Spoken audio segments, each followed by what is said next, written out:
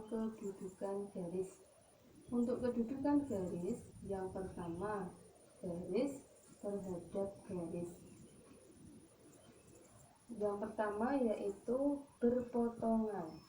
Dua garis dikatakan berpotongan jika dia terletak dalam satu bidang dan mempunyai satu titik persekutuan. Ibu ambil contohnya, perhatikan kubus di samping kubus A, B, C, D, E, F, G, H. Mari kita cari untuk garis-garis yang berpotongan dengan syarat satu bidang dan satu titik persekutuan.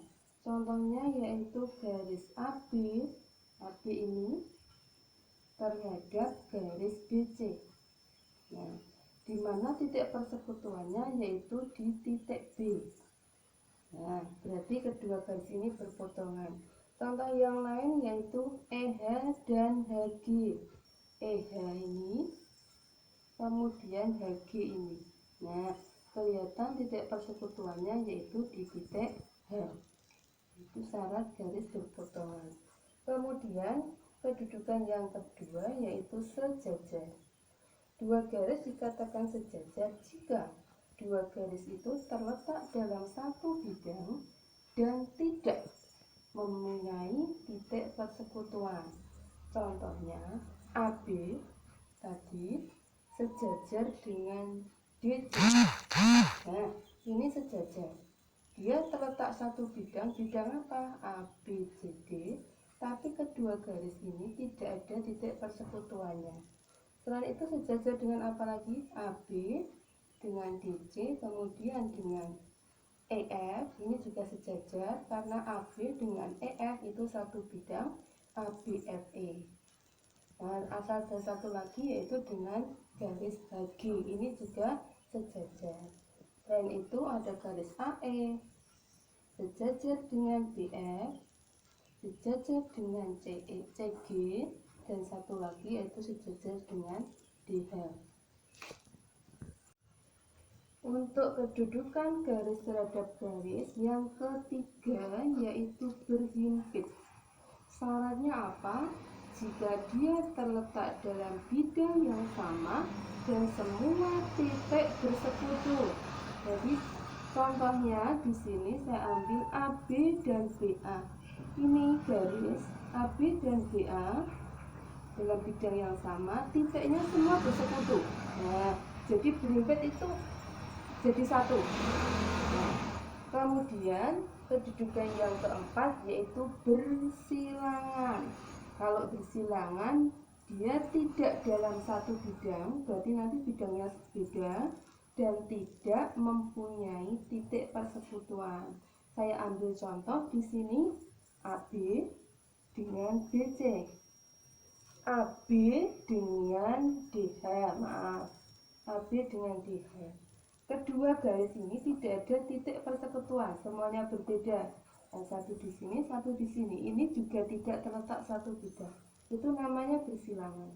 Contoh yang lain apa? AE di sini dengan BC.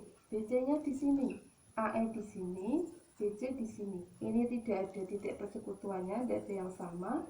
Dia juga tidak terletak dalam satu bidang. Dan masih banyak contoh yang lain dari kubus di samping. Kedudukan garis terhadap bidang itu ada tiga. Yang pertama terletak pada, yang kedua sejajar, yang ketiga memotong atau tembus bidang. Kita ulas yang pertama tentang garis terletak pada bidang. Syaratnya apa? Dia minimal mempunyai dua titik sekutu. Titik sekutu itu maksudnya titik yang sama. Ya, misalnya contohnya dari kubus di sini, AB itu terletak pada bidang ABCD. AB-nya di sini, ini ABCD. ABCD lah. Titik sekutunya apa? Yaitu titik AB. Nah, di sini kelihatan. AB pada bidang ABCD. Minimal memiliki dua titik sekutu. Jadi AB dengan ABCD yang bawah ini ada Kemudian EF di sini pada bidang ABFE. EF ini ABFE. Nah, titik sekutunya apa? Yaitu pada titik EF. Nah, ini titik sekutu ini namanya garis terletak pada bidang. Jadi garis itu terletak pada bidang.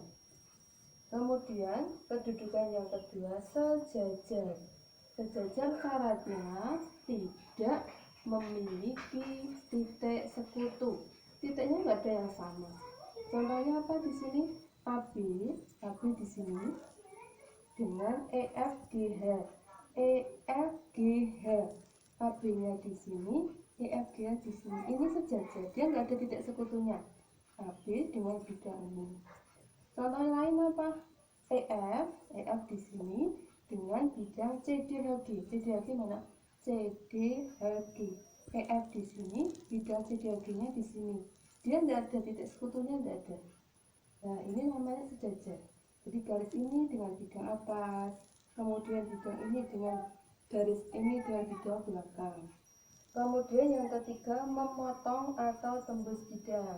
Dia punya syarat memiliki satu titik persekutuan, ada satu titiknya yang sama. Contohnya di sini saya ambil AB di sini memotong atau tembus bidang BDGF, berarti bidang ini BDGF. Memotongnya di mana? AB-nya di sini, bidangnya ini. Memotongnya yaitu di titik B. Ini ada. Nah, kemudian selain itu EH di mana? EH di sini memotong atau tembus bidang CDHG atau CDGH. Nah, memotongnya di titik apa? Di titik H, kelihatan. Nah, berarti kalau pada satu titik persekutuannya ini kedudukannya garis memotong atau tembus bidang. Oke, untuk yang ketiga yaitu kedudukan bidang terhadap bidang lain. Perhatikan juga di samping bahwa kedudukannya di sini ada 3, yaitu berhimpit atau sejajar atau berpotongan. Yang pertama, berhimpit. Kedua bidang dikatakan berhimpit jika semua titiknya bersekutu. Jadi semua titik kedua bidang jadi satu. Contohnya di sini apa? Ya ABCD, dia berhimpit dengan siapa? Berhimpitnya dengan ABCD sendiri. Kemudian ABFE juga berhimpit dengan ABFE. Jadi semua titiknya bersekutu. Kemudian yang kedua, sejajar. Kalau sejajar syaratnya tidak mempunyai titik sekutu. Kedua bidang tidak ada titiknya yang sama. Saya ambil contoh di sini, ABCD bahwa dia sejajar. Tanda garis 2 ini sejajar dengan EFGH. Di yang bawah sejajar dengan atas. Kemudian ABFE depan sejajar dengan DCGH yang belakang. Ini ABFE, DCGH. BCGF berarti yang sampai kanan sejajar dengan ADHE. Nah, kemudian kedudukan yang ketiga yaitu dua buah bidang saling berpotongan. Kalau berpotongan syaratnya apa? Mempunyai garis persekutuan. Ada garisnya yang bersekutu, garisnya yang sama. Contohnya saya ambil contoh di sini ABCD berarti yang bawah, dan ABFE yang depan. Nah, titik garis sekutuannya yang mana? Yaitu garis AB. Nah, ini garis sekutunya ABCD dengan ABFE, garis sekutunya di sini. Nah, garis AB-nya. Kemudian selain itu BCGF mana? BCGF dia berpotongan dengan FGHE.